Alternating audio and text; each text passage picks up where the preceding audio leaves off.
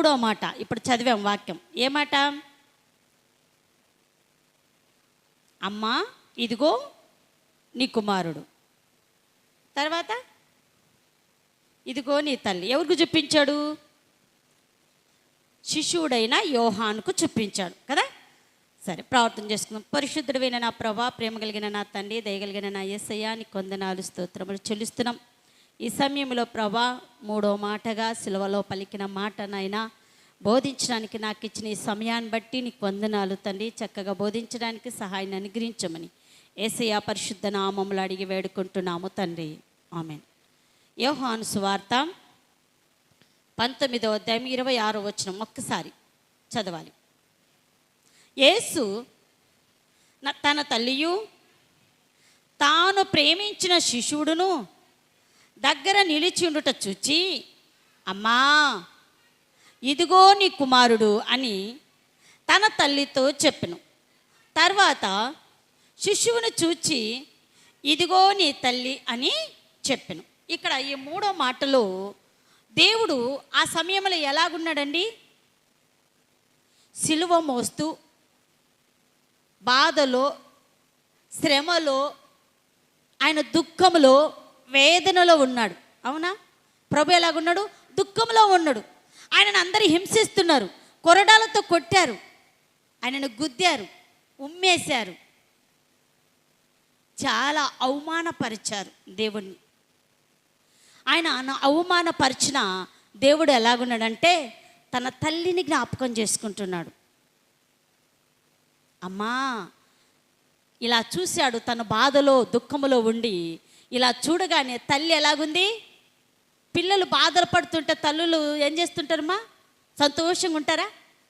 మాట్లాడాలి, మీరు మాట్లాడితేనే అర్థమవుతుంది. సంతోషంగా ఉంటారా? దుఃఖంలో ఉంటారు కదా. యేసు ప్రభు ఒక తల్లి మరియ ఏం చేస్తుందంటే తన కుమారుని పెడుతున్న హింసను కల్లారు చూస్తుందండి. కల్లారు చూస్తూ వేదన, కడుపులో తల్లట వేదన, దుఃఖములో, బాధలో ఉంటే తన తల్లి వైపు ఇలా చూశాడు ప్రభు. అమ్మా చూసారా? అమ్మా నేను కృషించి నశించి వీళ్ళతో నేను బాధపడుతున్నా, నేను తండ్రి చెప్పిన ప్రకారము నేను నడుచుకుంటున్నా, కానీ ఈ లోకంలో నా తల్లి వేదన పడకూడదని ప్రభు ఏం చేశాడంటే, అమ్మా ఇదిగో నీ కుమారుడు అని తన ఇష్టమైన, తను ప్రేమించిన యోహాను వైపు చూపించి తల్లికి చెప్పాడు. ఇప్పుడు నేను కాదు నీ కుమారుణ్ణి, ఇక్కడున్నా నా శిష్యుడైన సహోదరుడు, ఈయనే నీ కుమారుడు అని తన తల్లికి చూపించాడు. యోహానుకు అంటున్నాడు ప్రభు ఏం చెప్తున్నాడు తెలుసా? యోహాను చూసి, తన ఇష్టమైన శిష్యుడు చూసి, తను ఎంతగానో ప్రేమించే శిష్యును చూసి ఏమంటున్నాడు తెలుసా? ఇదిగో నీ తల్లి. నేను నా తల్లి పట్ల బాధ్యత ఎలాగైతే చేశానో ఇప్పుడు నువ్వు చెయ్యాలి ఈ బాధ్యత అని తన శిష్యుడైన యోహానుకు ప్రభు అప్పగించాడు తల్లిని. అప్పటికే తండ్రిని కోల్పోయాడు ప్రభు. తల్లి ఒక్కటి వేదన పడుచున్నది, తండ్రి లేడు. ఆ తల్లి దుఃఖాన్ని చూసి కురింగిపోతున్నాడు. ప్రేమైన దేవుని బిడ్డలారా, ఆ తల్లి వేదన బిడ్డలకు తెలియాలి. దేవుడు ఎలాగున్నాడో తెలుసా? విరిగి నలిగిన హృదయముతో ఉన్నాడు. వేదన, బాధ, కురుంగిపోతున్నాడు.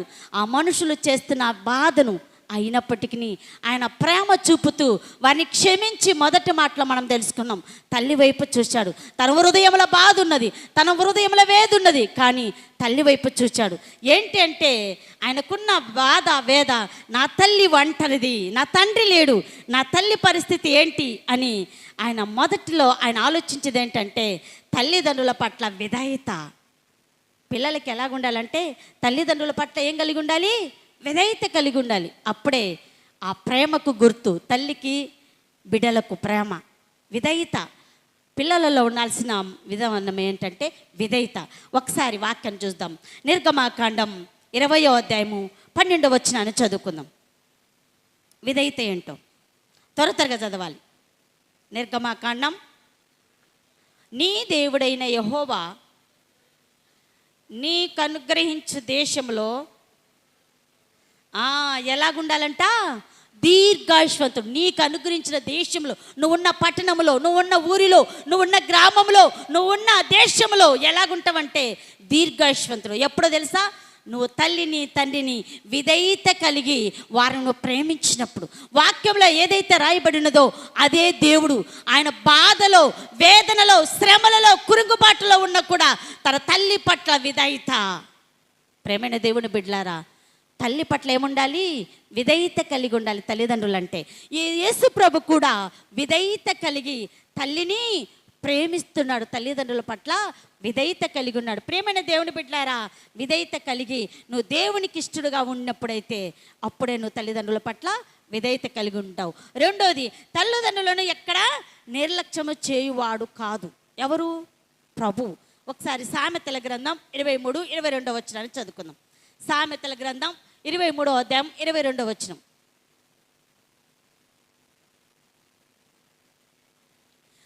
నిన్ను కనిన నీ తల్లి ఏం చేయాలంట? తల్లి చెప్పే ఉపదేశమును ఏం చేయాలి? తల్లి తండ్రి చెప్పే ఉపదేశాన్ని ఆలకించాలి. అప్పుడే నువ్వు వారిని గౌరవించినట్లు, అప్పుడే నువ్వు వారిని ప్రేమించినట్లు.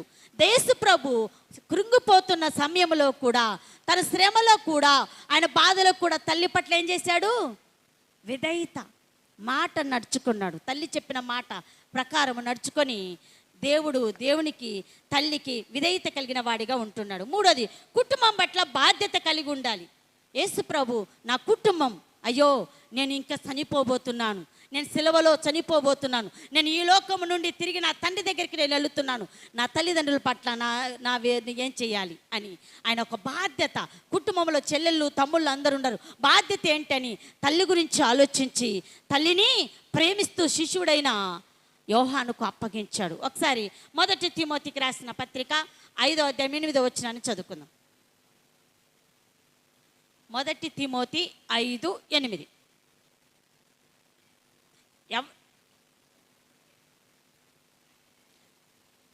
ఎవడైనాను స్వకీయులను విశేషముగా, తన ఇంటి వారిని విశేషముగా, ప్రభు కూడా ఒక విశేషముగా ఆయన సిలువలో పోతూ ఉన్నాడు, సిలువలోకి అప్పగించబోతున్నాడు. ఆయన విశేషముగా తన ఇంటి వారి వైపు చూస్తున్నాడు, తన ఇంటి వారిని ఆలోచిస్తున్నాడు. ఏంటి నేను వెళ్ళిపోతే నా ఇంటి వారు ఏంటి, నా తల్లి పరిస్థితి ఏంటి, నా వెనక ముందు వారి పరిస్థితి ఏంటి, తండ్రి పోయాడు, తల్లి ఒంటరిగా ఉంది, నన్ను చూసి కురింగిపోతుంది అని విశేషముగా తల్లి పట్ల బాధ్యత కలిగి ఉన్నాడు. చదుమా. సంరక్షించకపోయినాడలా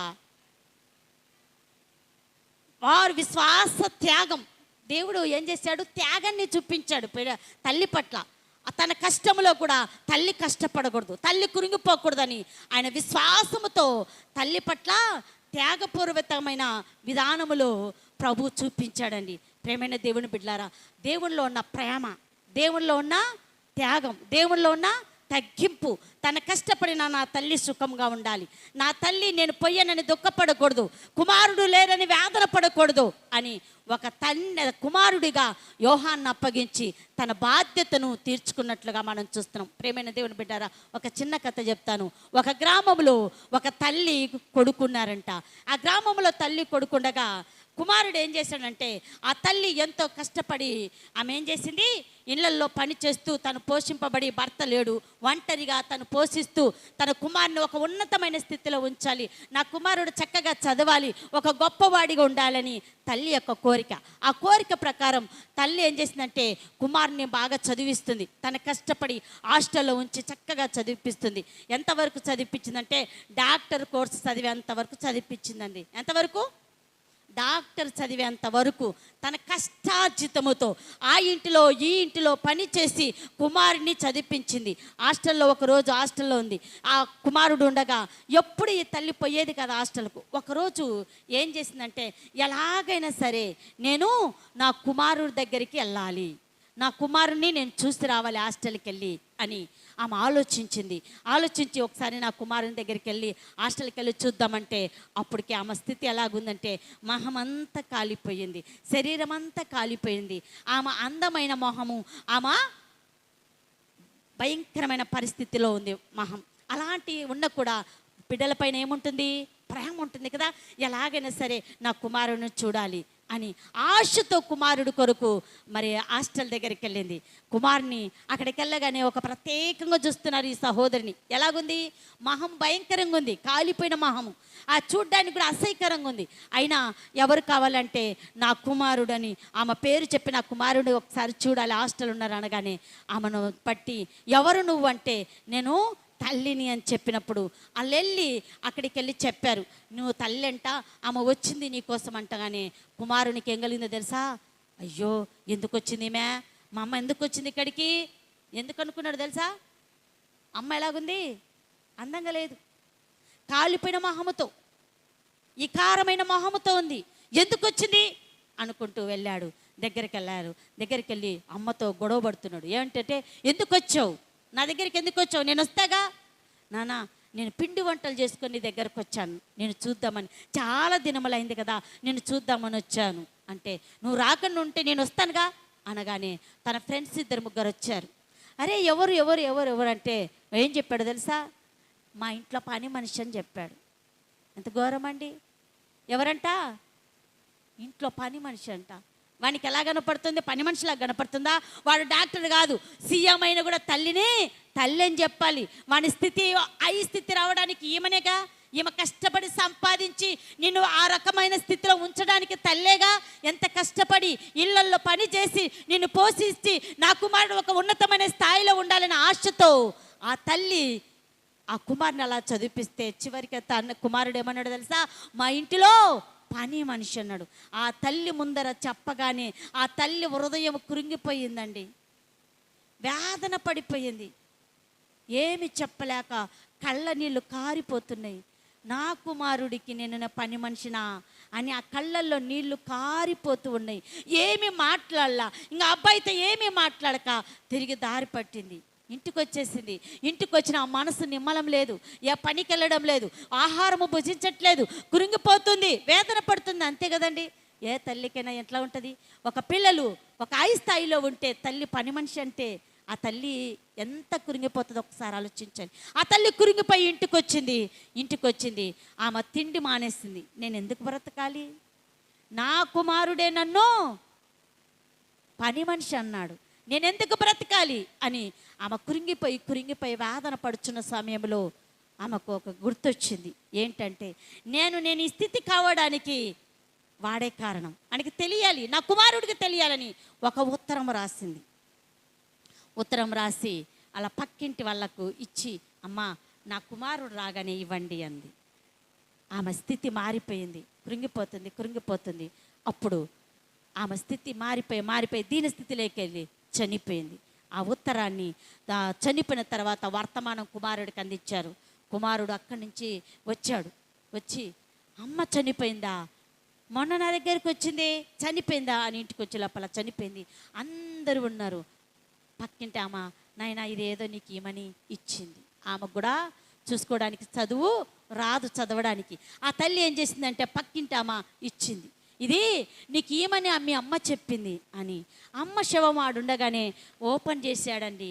ఓపెన్ చేసి చదివితే ఆ ఉత్తరంలో ఏముందో తెలుసా? నా కుమారుడా, నా మొహం ఇలా కావడానికి కారణం ఏంటో తెలుసా? ఒకరోజు మనమున్న గ్రామంలో అగ్ని ప్రమాదం జరిగింది. ఈ అగ్ని ప్రమాదంలో నువ్వు పుట్టినప్పుడు, చిన్నవాడిగా ఉన్నప్పుడు, పాలు తాగుతూ ఉన్నప్పుడు, నువ్వు ఉయ్యాల్లో పడుకొని ఉన్నప్పుడు ఈ అగ్ని ప్రమాదంలో మన ఇల్లు కూడా కాలిపోతుంది. నువ్వు ఎక్కడ కాలిపోతావో అని నేనేం చేస్తున్నా తెలుసా? ప్రాణత్యాగం చేసి నిన్ను కాపాడడానికి నేను లోపలికి వచ్చాను. నిన్ను తీసుకునే సమయంలో, నిన్ను ఎత్తుకొని బయటకు వచ్చే సమయంలో ఆ అగ్ని ప్రమాదానికి నేను గురయ్యి నా శరీరము, నా మొహము అంతా కాలిపోయింది. నేను ఎంతో సుందరమైన దానిని, ఎంతో అందము కలిగిన దాన్ని, కానీ నీ కొరకు నా మొహమును, నా శరీరాన్ని ఇలా చేసుకున్నాను నిన్ను కాపాడుకొనుటకు అని ఆ ఉత్తరములో రాసింది చూసి ఆ కుమారుడు చదువుకొని అట్టనే మోకాళ్ళపైన పడిపోయాడంట. అమ్మా అంటూ. వస్తుందా అమ్మా? వస్తుందా? రాదు. పడిపోయి ఏడుస్తున్నాడు గట్టిగా. నిన్ను నేను ఎంత అవమానపరిచాను, నువ్వు నా ప్రాణము కాపాడుట కొరకు నువ్వేం చేశావు? నీ మొహం అంతా కాలి వికారమైన మొహముగా అయ్యింది అని ఏడుస్తుందంట. మన యేసు ప్రభు కూడా ఇక్కడున్న మనందరి కొరకు ఆయన సుందరమైన మొహాన్ని, అందమైన మొహాన్ని ఏం చేసుకుంటున్నాడు తెలుసా? నలగ కొట్టుకొని, ఆ రక్తము కార్చబడి, ముళ్ళ కిరీటము పెట్టబడి, మనందరి పాపము నిమిత్తమై దేవుడు కూడా భయంకరమైన పరిస్థితిలో అయిపోయింది. శరీరము మహము, ఆయన శరీరము రక్తము కార్చబడి, బల్లెముతో పొడిచి, గాయాలయ్యి ఎంత ఘోరముగా అయ్యాడో తెలుసా? ఎవరి కోసమో తెలుసా? నీ కోసం, నా కోసం, ఇక్కడున్న మనందరి కోసం. ప్రేమైన దేవుని బిడ్డలారా, జాగ్రత్త సుమా. ఏ రోజు నన్ను ఆలోచించవా? దేవుడు నా పాప భారము మోస్తున్నాడే, నా కొరకే సిలువలో మరణించాడే, నా కొరకే ఆయన త్యాగం చేశాడే, నా కొరకే రక్తాన్ని కార్చి సిలువలో యాలాడబడ్డాడే, ప్రాణాన్ని పెట్టాడే అని ఏ రోజున ఆలోచించవా? ఆలోచించలా. ఇక్కడ ఈ తల్లి వేదన పడుతుంది. నా కుమారుడు భయంకరమైన పరిస్థితిలో సిలువలోకి ఎక్కబోతున్నాడు అని కురింగిపోతున్న సమయంలో ప్రభు చెప్తున్నాడు, అమ్మా నువ్వేడవ, ఇదిగో నువ్వు కుమారుడు, నేను మీ అందరి నిమిత్తమై సిలువ మీద నేను చనిపోబోతున్నాను, కానీ ఈ బాధ్యతలన్నీ ఇదిగో ఈ కుమారుడు నిన్ను చూసుకుంటాడు, తల్లిలాగా నిన్ను చూసుకుంటాడు, ఈ బాధ్యత నేను అప్పగిస్తున్నా అని ప్రభు ఏం చేస్తాడో తెలుసా? బాధ్యతను అప్పగించాడు. యోహానికి బాధ్యతను అప్పగించి తను ఈ భూమి మీదకి వచ్చిన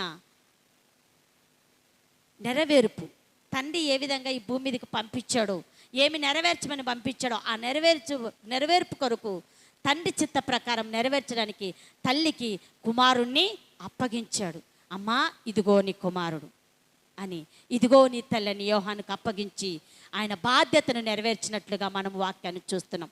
ప్రేమైన దేవుని బిడ్డలారా, ప్రభు సిలువలో పడుతున్నప్పుడు కూడా ఆయన బాధ్యతను మాత్రం విడవక ఆయన బాధ్యతను నెరవేర్చుకుంటూ తండ్రి చిత్త ప్రకారం ప్రభు చేసినట్లుగా మనం చూస్తున్నాం. మరి అలాగే ఇక్కడున్న మనమందరం కూడా దేవుడు మనను ఏ విధంగా ఎన్నిక చేసుకున్నాడో, దేవుడు మనందరినీ ఏ విధంగా ఈ భూమి పైన ఉంచాడో, ఆయనకి ఇష్టలుగా బ్రతకడానికి, ఆయనకి నమ్మకముగా బ్రతకడానికి, ఆయన ఆరాధించే వారిగా ఉండడానికి దేవుడు మనల్ని చేశాడు కనుక మనం కూడా ఆయనకి ఇష్టమైన వారిగా బ్రతికి ఆయనను నిరంతరము దేవుని స్తుతించి ఆరాధించే వారిగా ఉందాం. దేవుడి వాక్యాన్ని దీవించును గాక. ఆమేన్. ప్రార్థన చేస్తాం. ప్రియమైన నా ప్రభువా, కృప కలిగిన నా తండ్రి, నీ వందనాలు స్తోత్రములు చెల్లిస్తున్నాం. సిలువలో పలికిన 3వ మాట తండ్రి, ప్రభా నువ్వు మాట్లాడిన ప్రతి మాటను బట్టి కూడా నీకు వందనాలు ప్రభా. అమ్మ ఇదిగో నీ కుమారుడు, ఇదిగో నీ తల్లి అని నువ్వు అప్పగించిన బాధ్యతను బట్టి నీకు వందనములు స్తోత్రములు చెల్లిస్తున్నాము తండ్రి. ఆమేన్.